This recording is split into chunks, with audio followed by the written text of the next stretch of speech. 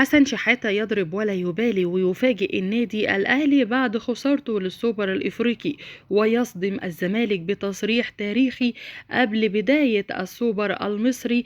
وهنشوف قال إيه بالفيديو. في البداية ما ننساش نعطر فمنا بذكر الله والصلاة والسلام على سيدنا محمد. من بعد خسارة الأهلي طبعا للسوبر الإفريقي أمام نادي الزمالك الغريم التقليدي، وكمان صرح دلوقتي المدرب الأسطوري حسن شحاتة وأدلى بتصريحات نقلتها قناة الشرق الإماراتية، وقال طبعا إن الأهلي يخسر مرة ما بيعملهاش مرة تانية.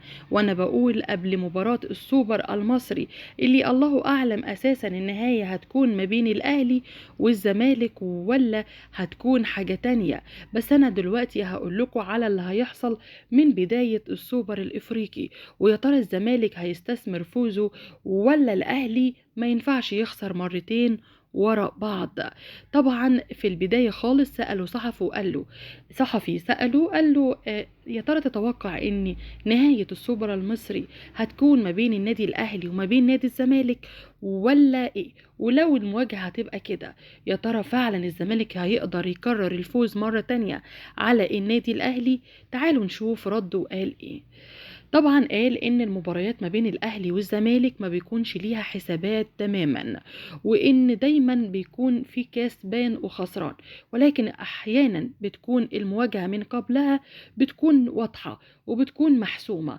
وانا يمكن في المرة الاولى قلت انها متعادلة 50-50، لكن المرة دي انا بقولها وبأكد ان النادي الاهلي لازم هيفوز، لانه ما بيعرفش يخسر بطولتين مع بداية موسم. بس في البداية كده الأهلي هيقابل سيراميكا، أنا متأكد إن الأهلي هيفوز على سيراميكا، بس يا ترى الزمالك هيقدر يفوز على بيراميدز ولا لأ؟ بيراميدز جاي لك من السوبر المصري وجاي طبعا عايز السوبر المصري بعد ما كان فاز طبعا بكاس مصر، فعايز يحقق كام بطولة كده في تاريخه.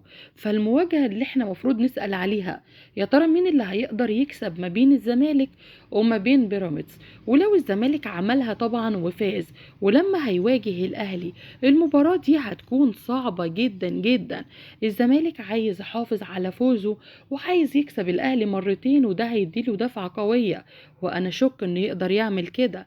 الزمالك نفسه قليل حبتين، ما بيقدرش يكمل للاخر.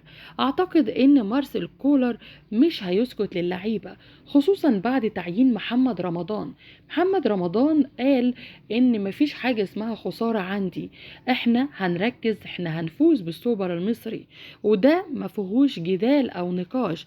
الفوز لازم يكون محسوم لينا داخل الملعب. ونبه اللاعبين كلهم انهم ياخدوا بالهم ان الزمالك لو واجههم المباراة مش يستسهلوها زي المرة اللي فاتت، حتى لو كعبنا عالي عليهم فمش هينفع كل مرة نقول الكلام ده. دي كانت تصريحات حسن شحاتة. طب تتوقعوا ان المواجهة الأخيرة في السوبر المصري هتكون بين الأهلي والزمالك؟ ولو فعلا بقت كده يا ترى مين هيفوز؟ الزمالك هيكرر الفوز ولا الأهلي ما بيدقش طعم الخسارة مرة؟